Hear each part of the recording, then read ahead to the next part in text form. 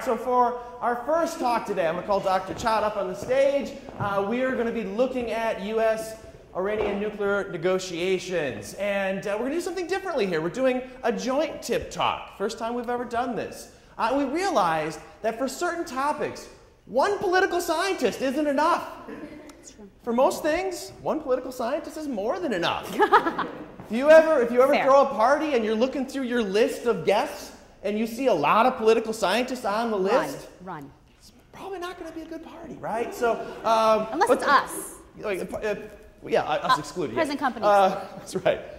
But for a topic like Iran, and specifically the complexity of those negotiations, it's valuable to think about that and think about it from a domestic as well as international perspective. And that's what we're going to do today, is talk about those elements. And so as we zoom out from Obama's increasingly gray hair, it's important that we remember that he's got a hard job. Right? This is difficult. He's looked better. He's stressed, right? The challenge of these negotiations are getting to him. And what we see is that he's pulled in two different directions. He's got domestic actors that are wanting him to do one thing. And he's also got international actors that are asking him to do different things. And so we can zoom in and look at some of these actors, right?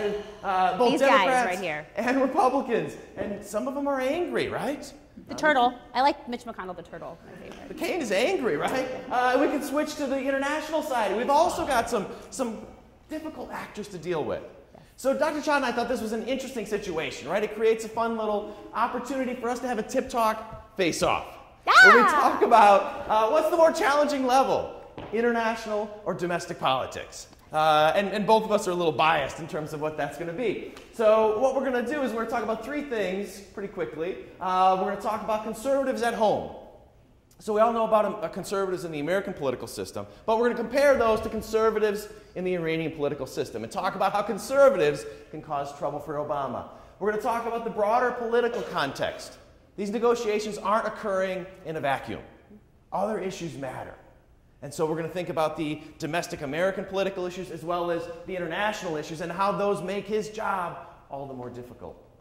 Finally, we're going to talk about some peripheral players. These are individuals who aren't part of the negotiations, but they're causing all sorts of trouble and making this a more complex process. Right. So we're going to go back and forth, and at the end of the talk, we've got a tweet ready and loaded to have you weigh in and see who wins. Which level is the more difficult level for the Obama administration, international or domestic? All right, so at this point, Dr. Chod is going to kick off by talking about conservatives at home. Oh, yes. Well, so thank you all for coming. I know, as Dr. Muck said, it's week 10, and we've got a lot going on, but we're super excited about this talk in particular, not just because we're doing our first joint one, but because of the other talks we have. So we want to start off talking about, as Dr. Muck said, is looking at conservatives at home. And so we start with this picture. I don't know if any of you saw this of the child throwing a tantrum in Obama's office the past few weeks, but I like to think of this child as Tom Cotton, if we're familiar with Tom Cotton and who he is. So this gentleman here is Tom Cotton. He's the current senator. And he had this brilliant idea and got 46 other senators on board with him to draft a letter to the leaders of Iran to school them on the way our government works. Because clearly they're not smart enough to figure it out on their own. And so he thought, I'm going to write this letter, I'm going to get all these people on board with me, and we're going to talk to the leaders of Iran about what are the consequences of just negotiating with the president because of the way our constitutional system operates. So in particular, what he wants us to know, wants leaders of Iran to know, is executive orders are not as good as a law. That if the leaders of Iran deal with the president exclusively, it's a mere executive order, as opposed to going through Congress. Well, what we all know, especially my intro students here, is that an executive order has the force of law. An executive agreement in this case, even though not a treaty, has the force of law. It is not just a mere executive agreement in this case. But particularly what Senator Cotton wants the leaders of Iran to know is that when Obama is gone, because he can't wait for that to happen, those members of Congress will still be there, and they will simply just, poof, get rid of the executive agreement as if it didn't exist at all. Trying to dissuade the leaders of Iran from negotiating exclusively with the president because he's very cranky, as are lots of people about President Obama.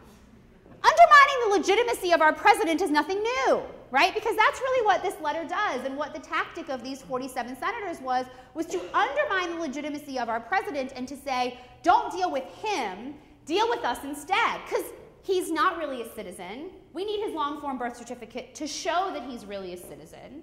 And oh wait, in the middle of a speech, getting yelled at by a member of Congress. The undermining of our current president is not something that's new. It's something that's happened even when he was running in 2007, before he was president in 2009. But dealing with it now with the international implications, as Dr. Muck will talk about, is another level of undermining. It's another level of trying to say that he is somehow illegitimate, not just as a person, but as the office holder, because that's really two different things, but still important.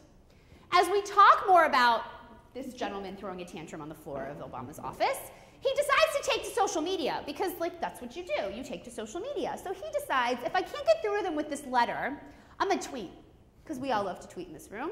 He's gonna tweet. He sends a series of tweets to one of the leaders of Iran, calling him out for a schoolyard match. He basically says, in 4 parts, hey, I hear you called me out today. If you're so confident, let's debate the Constitution. This is what he's saying to Zarif.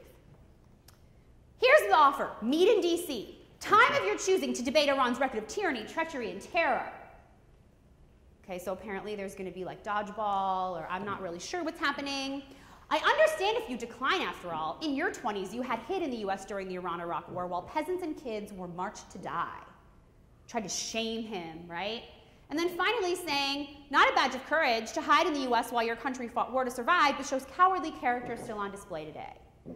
So trying to convince the leaders of Iran to not negotiate with Obama for constitutional reasons is one thing, but calling him a coward and challenging him to a duel, basically, not really the best strategy, I would say. But this is what Obama is contending with, right? What Zarif does when he comments back is he says, I wish you well with your newborn child.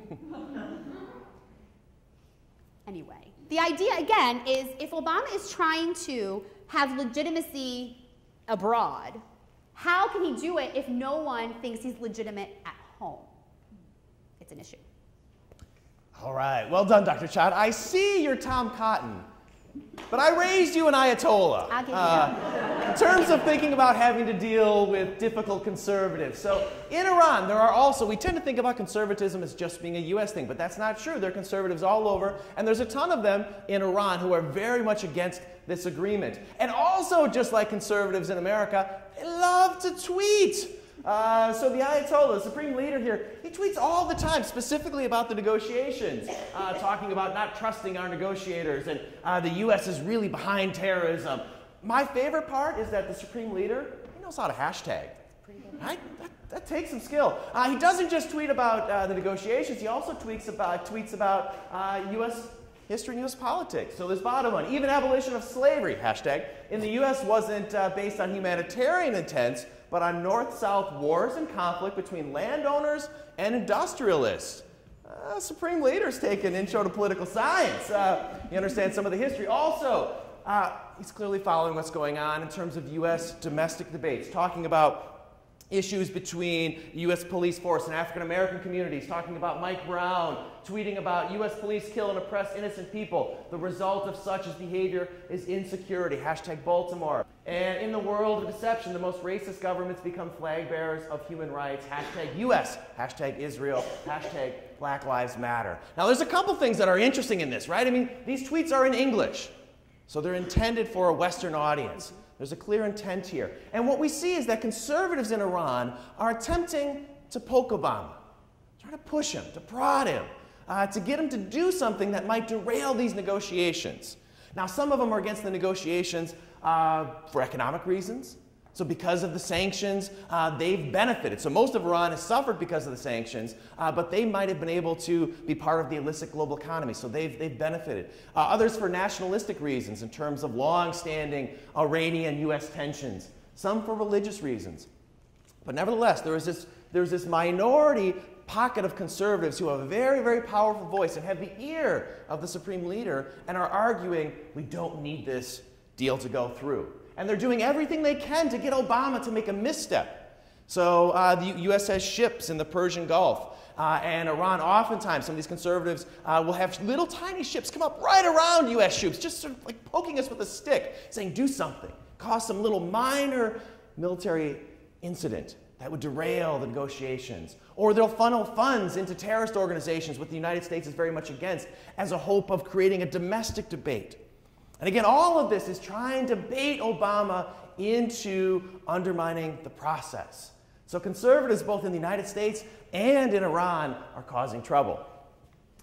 True. But we have to think about the broader political context, because as Dr. Muck said, none of this happens in a vacuum. So he'll talk about his context, but of course I think that our context is more important and definitely relevant, if nothing else. So when the president is talking about particularly the fight with Congress over who should have the authority to make this deal and to enter into these negotiations, he says very clearly, if Congress kills this deal, not based on expert analysis and without offering any reasonable alternative, then it's the United States that will be blamed for the failure of diplomacy. So what he's really trying to say is, hey, Congress, if you screw this up, the whole U.S. is going to blame you for it. They're not going to blame me for it. They're going to blame you for it. If you get in the middle of this deal, and not because you have a better offer, but just because you want to undermine me and my process in this and my place in this, it's going to be your fault, and the United States is going to blame you for it. Now, this is a very important piece of rhetoric, right? Because he's trying to shift some of the blame a little bit. But that rhetoric only works if you have political capital behind it. If you have a certain level of support in your constituency, the national constituency, to say, hey, we back you on this, so we want you to move forward with this. So we look at this in three ways. The first is just general overall approval of how the president is handling his job. And we can go from when he first basically enters office all the way up through where we are now. And there's some blips here. None of that is particularly relevant to today. But what we see is that with approval and disapproval, they're pretty much neck and neck, and particularly within the margin of error. So overall, his job approval, pretty much the same as disapproval. He's used a lot of political capital on other things to try to use it now to convince the people, I have a way to deal with Iran, and you should trust me on it and back me on it. And all this like other stuff surrounding all these Tom Cotton tantrums, we don't need to be listening to these things. It's one way to look at it. We have to dig a little bit deeper, though, to look at what do we think of his foreign policy. How do we feel like he's handling foreign policy? Now, what's particularly interesting about this time period, this is pre-talk of negotiation, this is post-talk of negotiation. As soon as this becomes public and this battle between Congress and the president becomes more public, now we're second-guessing the president's ability to handle foreign policy. While the approval is relatively the same, we see a pretty good uptick in disapproval. A downtick in disapproval, but a little bit up in approval. So maybe we do think he's doing a good job, but it's still unclear because it's only this one snapshot, and now we're into June. And so what does it look like as we move towards this June 30th deadline? Of course, we don't have the polling yet because we're not at June 30th. But we even have to dig a little bit deeper. What do we think about the way he's handling Iran specifically? There's three parts that are important here. The first of which is, do people agree that we should directly negotiate with Iran? Okay. Well, yeah, for the most part, we should. Somebody should be negotiating. Okay? Fine. Problem is, how serious do we think Iran is in negotiating with us? We don't have a lot of faith in that. It's okay to have faith on one side, but we don't really have faith on the other side. And so if one person, if the president, is trying to talk to leaders of Iran who we don't think are serious at all, is it just a giant, colossal waste of time, right? Especially if overwhelmingly people think Congress should have the final say in any kind of deal that happens. Again, this broader political context of what do the people think the president should or shouldn't be doing, not what Congress thinks he should or shouldn't be doing. And it seems pretty clear from this that people think that Congress should have the final say. How does that affect the president's ability to make a solid, long-lasting deal? You decide. I'll concede. The American political system is messy, right? It's complicated, there's nuances. But have we looked at the Middle East recently? This makes the American political system look like a leisurely walk in the park, trying to understand what's going on here. I take a bit issue with the easy, leisurely part. So Iran, a lot of its neighbors are very, very interested in how these negotiations play out, and will have a say and are going to be pushing the U.S., and their local issues are going to become U.S. issues. So arguably the most delicate issue that Obama has to think about as he moves forward on these negotiations is U.S.-Israeli relations. So Israel sees Iran as an existential threat to its security and its existence, and has been very clear that it does not want to see a deal done. It believes that that is a wrong course of policy action, and so has pushed back on that. So every time Obama sits down at the negotiating table with Iran, or John Kerry sits down there, they have to think about, how does this affect Israel? How does this impact our relationship, our alliance with Israel, and how are they going to respond? So that's one. They also have to think about Saudi Arabia, who also is very much against these negotiations. Saudi Arabia is concerned that if these negotiations lead to a lifting of sanctions, suddenly Iran becomes a regional hegemon and potentially pushes Saudi Arabia out. And I don't know if you know this, but Saudi Arabia has a lot of oil. They do. And all their oil makes U.S. presidents do silly things. So George W. Bush, former President George W. Bush, you remember him? He doesn't hold hands with a lot of men. He makes an exception for the king of Saudi Arabia. And so again, just like dealing with Israel, Obama has to think about the delicate implications of working out a deal with Saudi Arabia. Syria and Iraq and ISIS playing out there. This is a whole new dynamic. How does the United States handle ISIS? Well, interesting in this case, Iran and the United States are on the same side. Iran doesn't like ISIS. The United States doesn't like ISIS. And they've been helpful pushing back. But at the same time, Iran supports Syria and supports the regime there, the Assad regime, where the U.S. would like that regime gone. So this is a political minefield where they've got to think about, how do we handle this, and think about all those relationships, lots of juggling balls up in the air. And then there's one other actor, and I can't think of who it is, who might be relevant to what's going on here, and that's Vladimir Putin. Who is very much part of the negotiation. So Russia is one of the 6 countries that is negotiating with Iran. And Obama has tried very, very hard to separate these two, to say, well, Russia, what you're up to in Ukraine, that's over here, and we'll talk about that. And we'll say bad Russia on Ukraine. But when we talk about Iran, we need you, Russia, like good Russia on Iran. And so Obama would like to keep those separate. Putin doesn't want to keep those separate. And anytime Obama pushes a little too hard on Ukraine, Putin gets a little difficult on Iran. So he's got to balance all of that as he's thinking about how we move forward. So he has to navigate these challenges within the region and within the entire international system. Again, very, very similar to the challenges presented by a domestic political environment. I think they should just wrestle bears, right? And see who wins. So, okay, Putin, I'll give you Putin. I got Ted Cruz. Mic drop, right? I got Ted Cruz. We might be aware that we're in the midst of a presidential election cycle. We just had another candidate emerge today. Rick Perry officially announced his candidacy for president. Lots of Republican players. We're going to talk mostly about them because what we know is that when there's a presidential election, of course, the presidential candidates are going to be talking about current policy. And one of the things that works really well for the party that's not in the White House is to bash the president right now, right? So because this is such a big deal, because everyone's talking about it, because there are international implications of this Iran deal, obviously the presidential candidates want to take a stand on it. They want to try to say to the people that might vote for them, I've got a solution, and it's not President Obama's solution. Well, we've got some strong rhetoric. So Ted Cruz, one of the first, if not the first, actually to announce his candidacy, comes out and says, this deal makes war a certainty. Now, the audience to whom he's delivering this is important. He's talking to AIPAC, right? So he's talking to supporters, very staunch supporters of Israel. A lot of the rhetoric that we're hearing from the Republican candidates in particular is all about the idea that this deal ignores Israel, doesn't include the protection of Israel. In fact, there were some senators who tried to get an amendment added to the bill that was passed that explicitly said that they have to recognize the state of Israel and protect it. And the president said, we cannot include that in this deal. Very, very, very angry Republican candidates, and using that rhetoric to spin it to their benefit, also to the president's detriment. So again, not happening in a vacuum because there's all these other peripheral players like Ted Cruz making these statements. We dig a little bit deeper to Scott Walker. Has not announced his candidacy, but basically talks like he has. Makes a statement. After this statement, he talks about Israel as well, and he says, President Obama is telling us to trust him when it comes to the Islamic Republic of Iran and to ignore its chance of death to America and its destructive role in the region.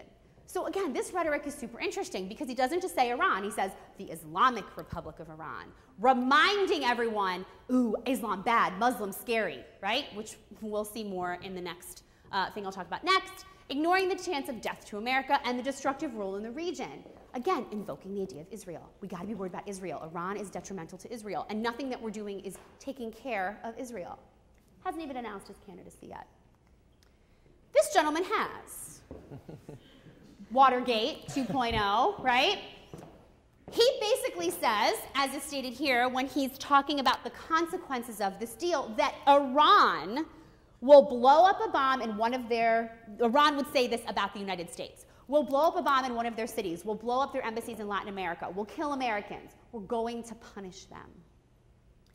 There are a million things happening with this quote. The first thing is he's saying if we do this, like it's our fault and we're all going to be hurt and we're going to have major bombs going off in our cities. Okay, that's kind of a problem.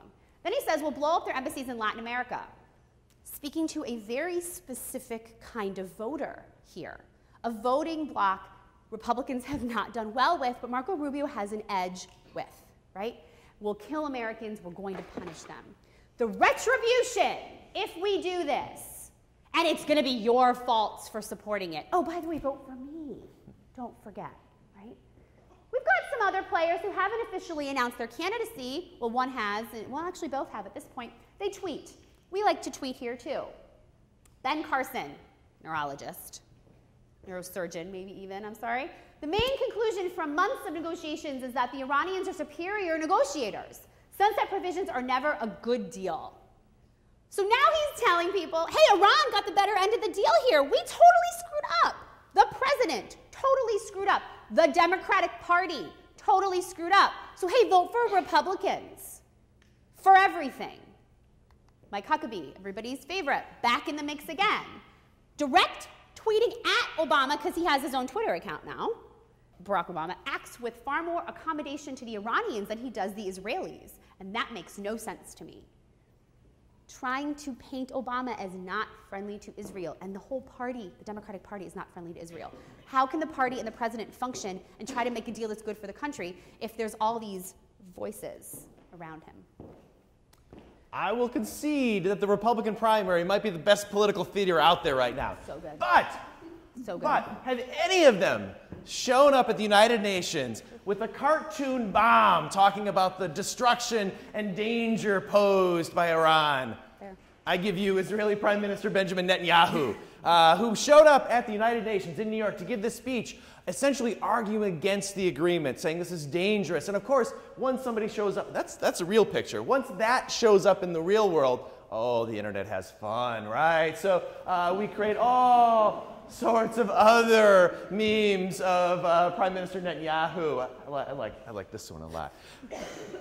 But there's a point to all this. So he gives this speech at the UN. A little while later, he shows up at the US Congress, uninvited by Obama. It was a little bit of a snub. Nobody liked that, or the Obama administration didn't like that. To give a speech to Congress and give a speech to the American public in an attempt to shape the debate. So he's not doing this for an Israeli audience. He's doing this for the American audience, trying to shift our discourse, how we understand Iran and the threat posed by Iran. This is a big deal.